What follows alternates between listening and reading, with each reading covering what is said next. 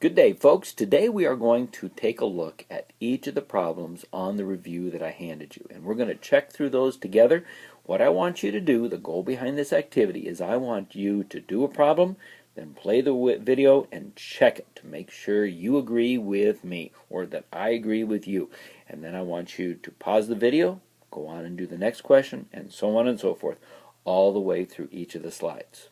Okay, so let's get started. For the first question, let's go ahead and begin doing this here. You're going to substitute a -7 in for x. So, g of -7 is going to be equal to absolute value. We're going to plug in a -7 plus 3. Notice I put parentheses around whatever I substituted in.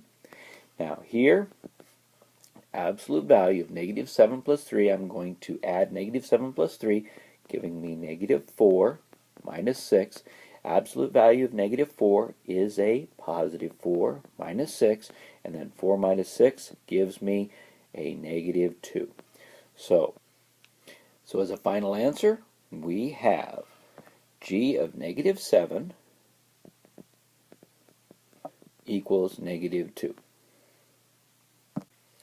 For problem number 2, we're going to plug in f of x plus a 2, and then I'm going to subtract that from f of 2. So let's start with f of x plus 2.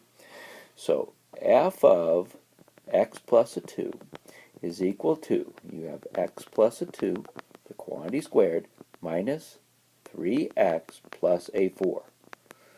All right, now let's simplify that piece. So here, when I simplify this, we have to expand this out, so it's going to give us x squared plus a 4x plus a 4 minus a 3x plus a 4.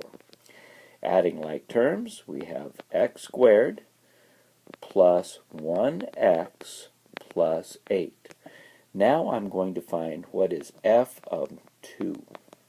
F of 2 is 2 squared minus 3x plus, oops, not an x there. I want to put a 2 in there, plus an 8. Alright, so that gives me 4 minus 6 plus 8, -2 plus 8, 6. Now, next we are going to find what is f of x plus 2 minus f of 2. So to do that, I'm going to substitute in what is f of x plus 2, which is going to be x squared plus x plus 8 minus, and then I'm going to plug in what I received back from f of 2, which was a 6. Now adding like terms, I will get x squared plus x plus a 2. And there is our answer. Alright, let's check our next one here. In checking our next one here, I have to find the domain of the function. Now you have to remember there's two ways we restrict the domain. The first restriction of the domain is going to be that if I have an even indexed radical, I will take the radicand, and I must take that radicand, and that radicand has to be set greater than or equal to 0, and then I solve it. And that restricts the domain, that part of it. Okay, so that's the first one. The second restriction is I have to take the denominator. I'm going to take that denominator and set it equal to a 0 and solve it. And whatever would cause the denominator to be equal to 0 is not part of the domain. So these are the two restrictions. Looking at this question, let's glance at it and let's see. Do I have any restrictions as far as radicals go? Well, look up here. Do I see any radicals? No. Do I see any radicals down here? I do not. Is there a polynomial in the denominator? Yes, there is. That means there's something that could cause the denominator to go to 0. So let's go ahead and take the denominator here, and I am going to factor that denominator. If I factor it, it's going to factor into x minus a 7 and x minus a 1. Now I'm going to take that denominator, and of course we're going to set it equal to a 0 and solve. So I receive x is equal to a 7 and a 1. Now how are we going to write the domain? The domain is going to equal, let me put it this way, domain such that x is not equal to 7 and negative or positive 1.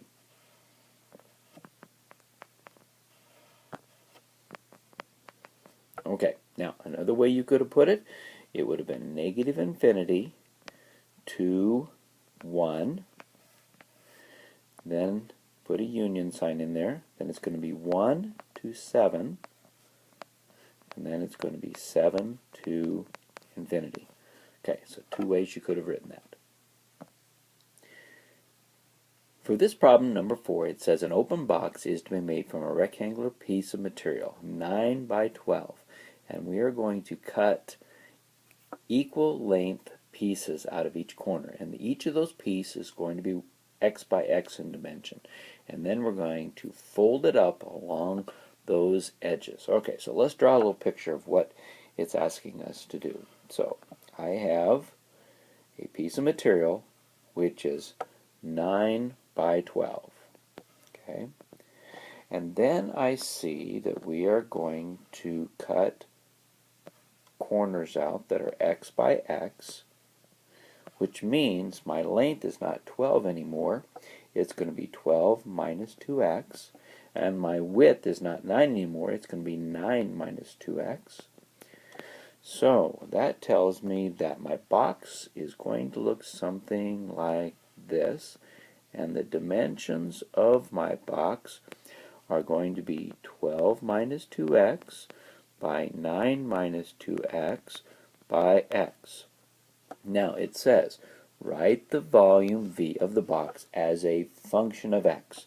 So I'm going to say V of x is equal to x times the quantity 12 minus 2x times 9 minus 2x. Now always, always, always, always write your final answer as a sentence for word problems. So you're going to say something like this. It's going to say the volume of the box is V of x equals x times 12 minus 2x times 9 minus 2x, and it's going to be inches cubed, period. In this problem, we are asked to find if this graph depicts y as a function of x. So to start out with today, let's go ahead and let's create a line here, and we're going to see if, here's our vertical line, and I'm going to move this vertical line along the domain. So notice I'm moving it along the domain. Do I touch the graph more than once as I move it along the domain? And if your answer is yes, you touch it more than once, then it is not a function. And why? Because it fails the vertical line test. If the answer is no, it only touches it once at any domain value, then your answer is yes, it is a function. And why? Because it passes the vertical line test. So let's go ahead and write up our answer here.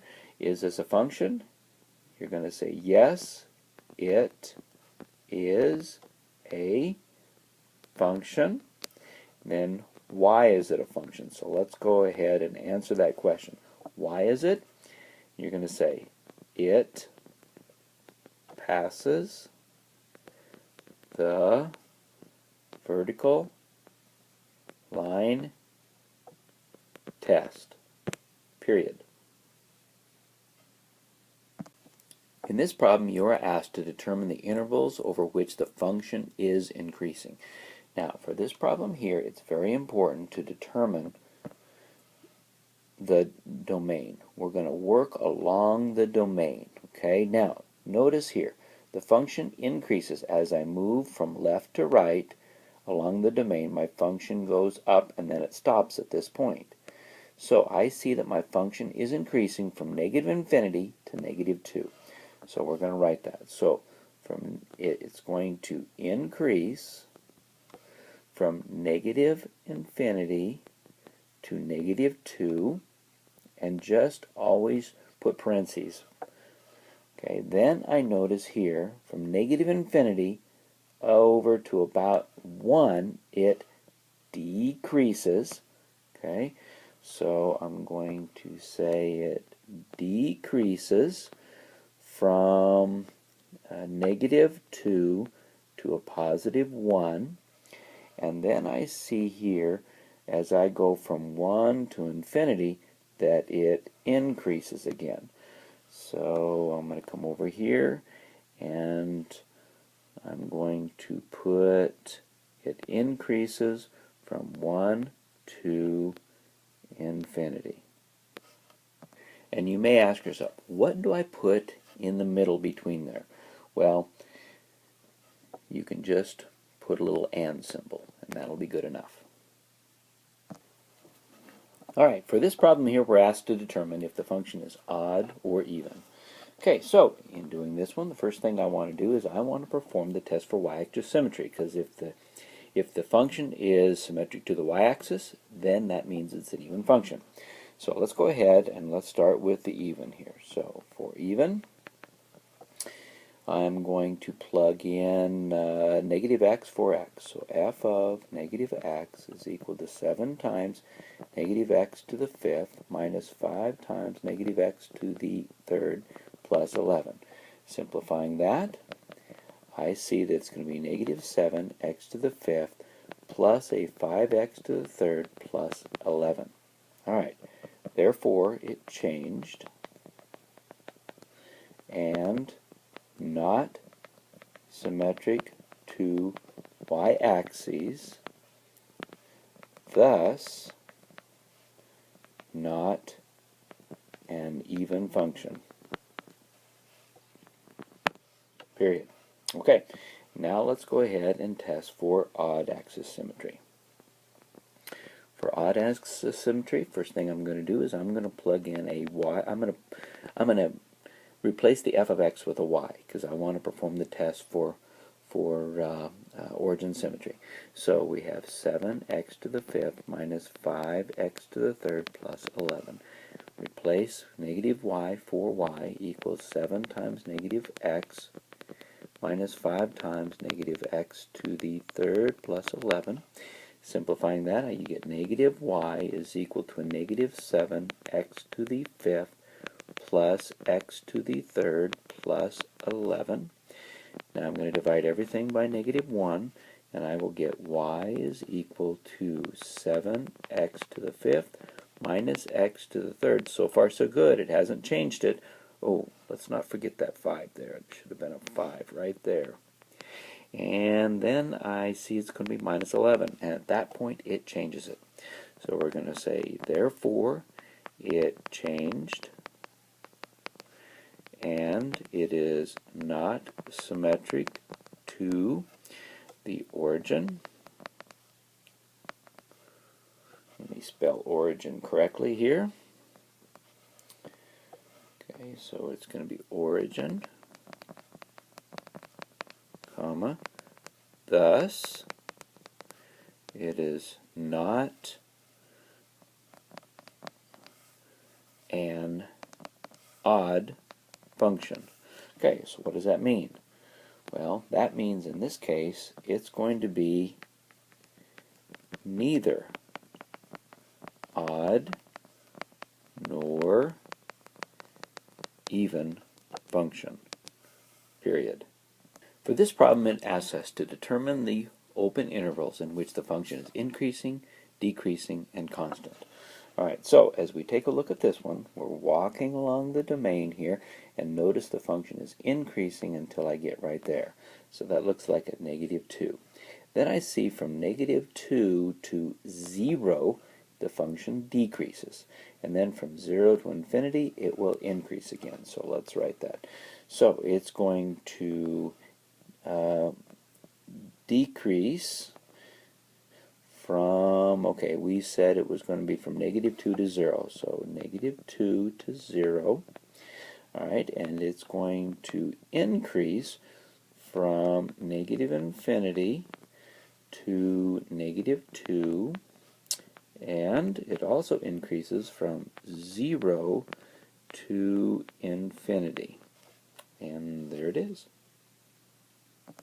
In this problem, they're asking us to determine the transformation that occurred on this. Well, you know the common function, okay, right here. And what is happening? Well, the function is moving up 2. So that tells us my function, okay, first of all we have to remember what is the prevailing operation. The prevailing operation is what is inside the parentheses or inside the absolute value. So did we have a transformation prior to the prevailing operation? Well, no, we did not. Is it after the prevailing operation? Well, yes, it is.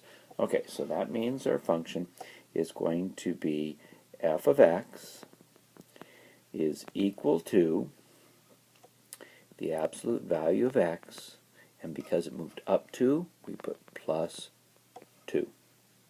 And that's it. In this problem, we're going to do much the same thing. The only difference here is notice what's occurring. Well, let's see. It moved left 1. Now remember, it moves right or left, and that's before the prevailing operation. So that means the function is going to move to the left 1. Then I see that it moved down 3, and it opens down. So there's 3 transformations that happen to this. Okay, so let's go ahead and write it. So it's going to be f of x is equal to, and let's start with the inside here. I see that it moved to the left 1, so remember it's opposite of what you think might happen, so it's going to be plus 1. I see that it moved down 3, so it's going to be minus 3, that's after the prevailing operation. And then I see that it opens down instead of up, which means we're going to have a negative in front here. And there's your function.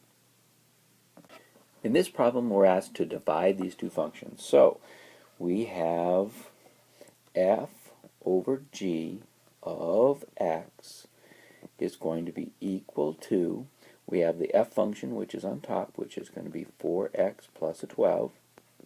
We have our g function, which is on the bottom, x squared minus a 9. Now, let's look at that. If we factor the numerator and factor the denominator, on the numerator, it would be here, let's see, 4 times the quantity, x plus a 3. In the denominator, I will have x minus 3, x plus a 3. Now, look at it and let's determine, is there anything that'll divide out? Well, yes, there is. The x plus 3's divide out. That tells me my function. So f over g of x is going to be equal to 4 over x minus 3. Now, let's restrict the domain, because we know that x cannot equal not only the negative 3, but the positive 3 as well. And there's our answer. In this problem, they are asking us to find the difference of the two functions, and then we're going to find what is t minus 1 of the difference of the functions. So, to start out with here, I am going to subtract the functions. Okay, so f minus g of x, and that is equal to 2x squared, so I have this one, minus 3x minus 2. Now, simplifying that, that gives me 2x to the second. Now, remember we have to distribute the negative in, so that gives us minus 3x plus a 2. Now I want to know what is f minus g of t minus 1. So that's going to give us 2 times, and for the x I'm going to plug in a t minus a 1. And plug in a t minus 1 right there, plus a 2. Now I need to expand this and multiply it, so that's going to give me 2 times, and that's going to give me a t squared minus 2t plus a 1 minus, then I need to distribute the negative 3 in, so that'd be minus a 3t plus a 3 plus a 2. Now adding like terms and distributing this 2 inside gives me 2t to the second minus a 4t plus a 2, and let me just copy this down here and then we'll add like terms later. Alright, so that gives me, let's see, I have a 2t to the second minus a 7t plus a 7. And that is what f minus g of t minus 1 is. For problem number 13, we are asked to find the domain of g of f. Alright, so let's go ahead, first of all, and find the division of the two functions. Now notice the g is on first. So g of f of x is equal to x minus 7 over top of 5x to the second plus 3. Now, let's take this denominator here. And is there anything in the denominator that could cause it to be undefined? Or is there anything in the numerator that would cause it to be, for example, is there an even indexed radical? Anything that would cause the domain to be not real or undefined? So, let's go ahead and let's see. Nope, I don't think so, because notice here, if I plug any number in here, even a negative number in squared, it's going to come out to be positive. And 5 times any positive number plus 3 will always be a real number. Alright, so, and it can never be equal to 0. So that means my domain in this problem is going to be negative infinity to infinity. For problem number 14, we are looking to find the difference of the functions, and then they want us to evaluate 5 into the difference of the functions. Okay, so let's go ahead and do that. To find the difference, first of all, I have f minus g of x. So it's going to be 9x plus 1, I take that function, minus 4 minus x. Now, let's distribute the negative inside. So that equals a 9x plus 1 minus 4 plus x, which gives me a 10x minus 3. Now we want to know what is f minus g of 5. And that is going to equal 10 times a 5 minus a 3, or 50 minus 3, which is 47. So f minus g of 5 equals 47. For number 15, it says the weekly cost of producing x units in a manufacturing process is given by the function c of x equals 30x plus 400.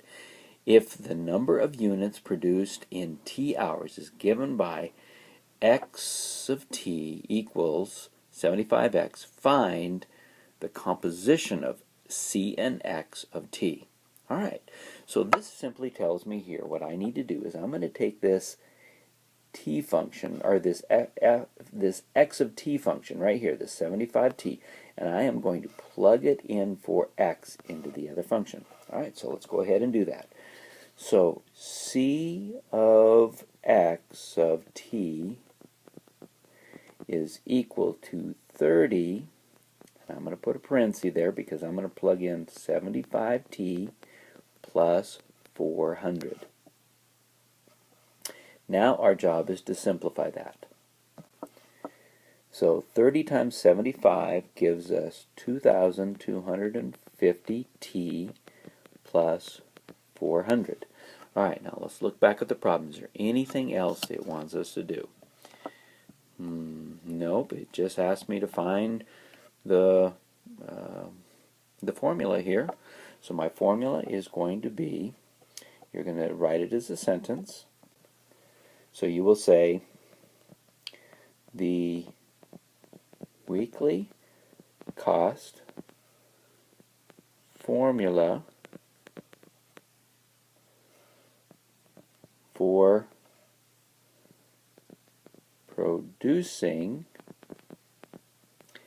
x units in t hours is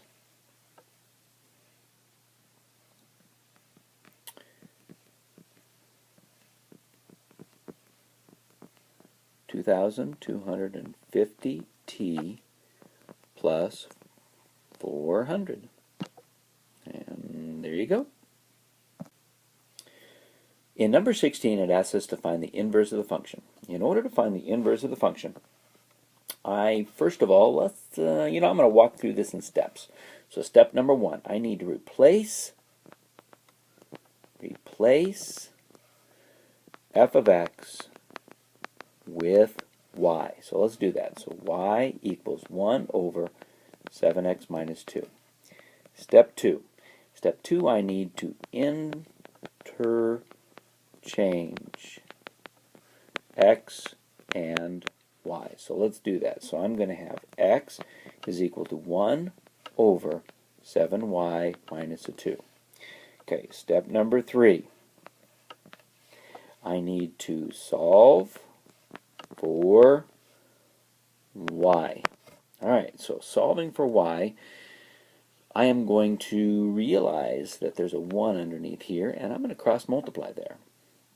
So in doing so, I will get x times 7y minus a 2 equals 1. Let's see, I'm going to divide both sides by x.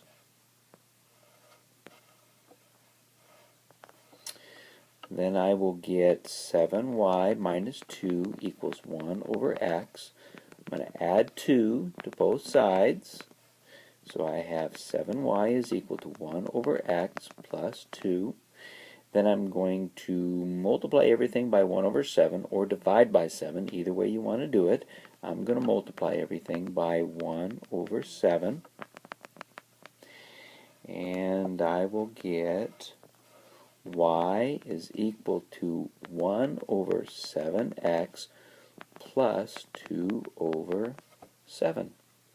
And then, step number 4. I need to replace y with f inverse of x. So my final answer here will be f inverse of x is equal to 1 over 7x plus 2 over 7. Now on a multiple choice test, your answer may not be done, because if you look at that, you would realize, that is not the answer that they show, or that is not the answer that's shown there. You may have to find a common denominator, which means at this point I would probably multiply by x over x. And in doing so, that would give us 2x plus a 1 over top of 7x. And is that the answer that they have? I would say yes. So, there you are. To find the inverse for number 17, we are first going to replace f of x with y. And then I'm going to interchange, so x is equal to 3 over y. Then I'm going to cross multiply here, so I will have x times y equals to a 3 times 1. Divide by x on both sides, I get y equals 3 over x. So then I need to put f inverse of x is equal to 3 over x. Isn't that interesting? The function is its own inverse. Okay, there we go. Okay, so let's go ahead and find this inverse as well. Notice the terminology here. In this problem here, I didn't ask you to find the inverse, or did I? Well, what does this mean? Inverse function. So yes, find the inverse function. So, looking at this one, I have y is equal to x raised to the 2/5. I'm going to interchange, so x equals y raised to the 2/5. Now I'm going to raise both sides of the, because we're solving for y, so I'm going to raise both sides to the 5/2. And I get y is equal to x raised to the 5 over 2. Now, from here, let's rewrite it. So f inverse of x is equal to the x to the 5/2. Now, let's do something more here with this problem, because I am going to ask you on the test to prove that the two functions and its inverses are actually inverses of each other. So let's walk through the proof of this, and this is exactly how I want you to do it on the exam. So to do the proof, you have to show that f of f inverse of x is equal to f inverse of f of x equals x. Okay, you have to show that. So first let's show that f of f inverse of x equals x. So to do this, I'm going to plug this function right here into this function up there. So let's go ahead and do that. So I have, let's see, I have the function raised to the 2/5, and I'm going to plug in this x to the 5/2 in there. Now, 5/2 raised to the 2/5 is 10 over 10, and x to the 10 over 10 equals x. Alright, so I've just shown that f of f inverse of x does equal x. Alright, now let's show the other way around. So this time I need to show that f inverse of f of x equals x. So to do this, I'm going to start with this function right here, and I'm going to substitute this function into that function. Alright, so let's do that. So I'm going to put parentheses there. I'm going to have that raised to the 5/2. I'm going to plug the x to the 2/5 in there and simplify that, which gives me x to the 10 over 10, which is x. So then we're going to say, therefore, since f of f inverse of x is equal to f inverse of f of x equals x, they are inverse functions, period. Alright, so that's how you need to show that proof. Make sure you can do that. Absolutely, positively, you will have to do that. Also, make sure you can show it graphically as well. So show the graphs of both functions, show the line y equals x down the center, and show that one side is a reflection over the line y equals x of the inverse function. Okay, so let's go ahead and take a few moments and graph it. And I want you to see that when you graph this, notice the function y equals x to the 2/5. Notice what happens with this. When you graph that function, it looks similar to this. I'll just kind of sketch it out. You're going to see a function that's going to go like this. But it also goes the other direction as well when you graph it. So what you have to do, since that function, y equals x to the 2/5, it is not one-to-one. So you have to restrict the domain. Okay, so right from the beginning, the domain has to be all real numbers greater than 0. Now, when you show the inverse of the function, it's going to be something that looks like this. And notice, it is a reflection over the line y equals x. So on your test, make sure you show something like this. Also make sure that you scale it.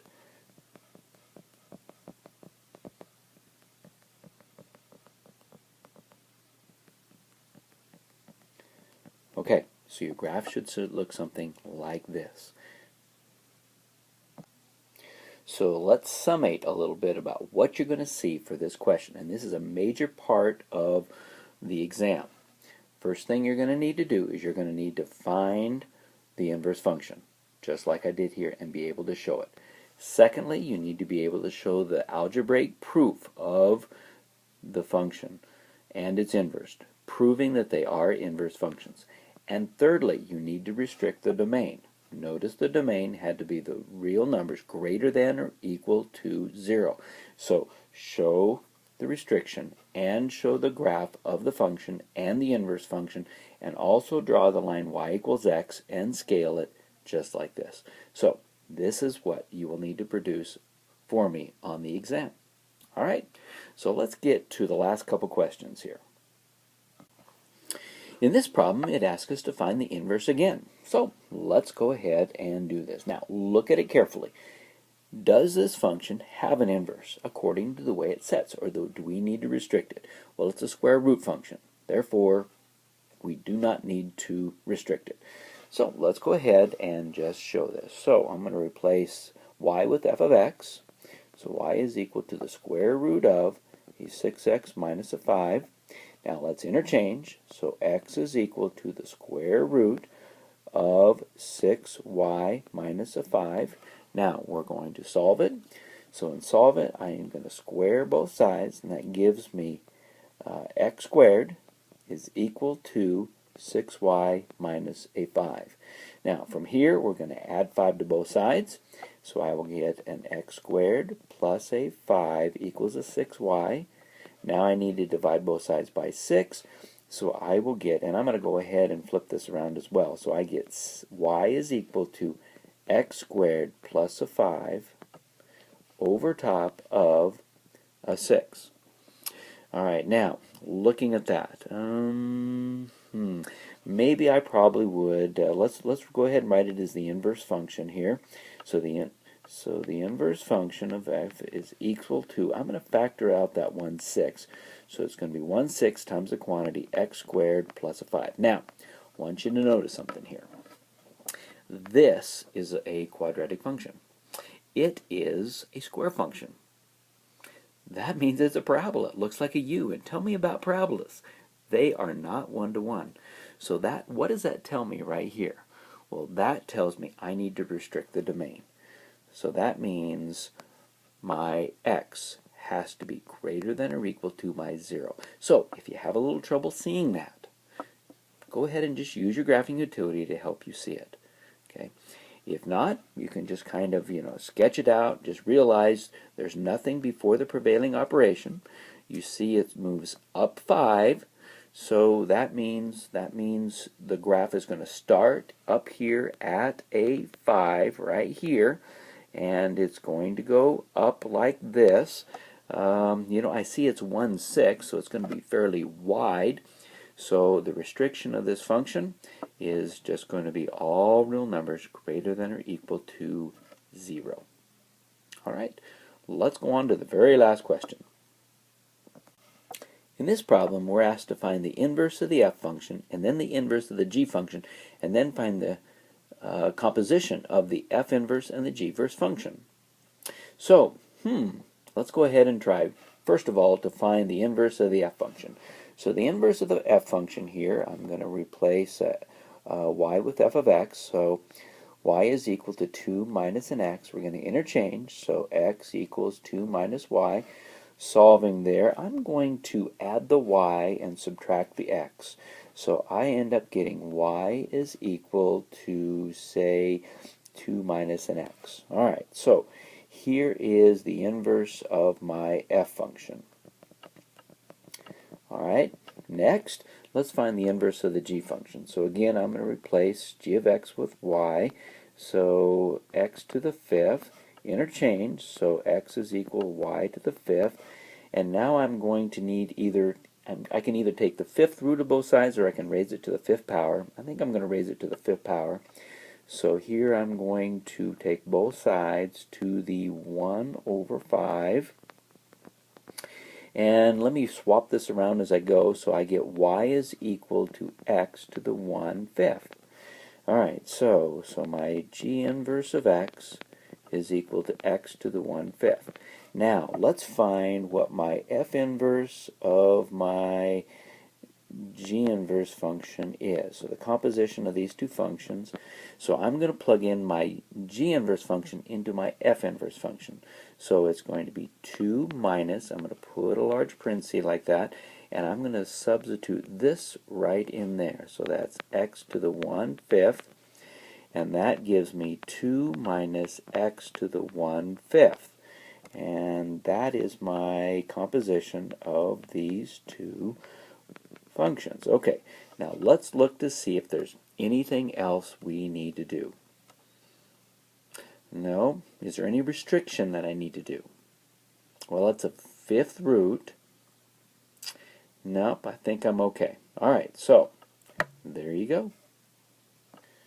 Okay, folks, this pretty much wraps up this review for today. Good luck in your studying. The test is next class period. Oh, and one more thing. Let me give you a little Easter egg. And this Easter egg is worth 2 points extra credit on your exam.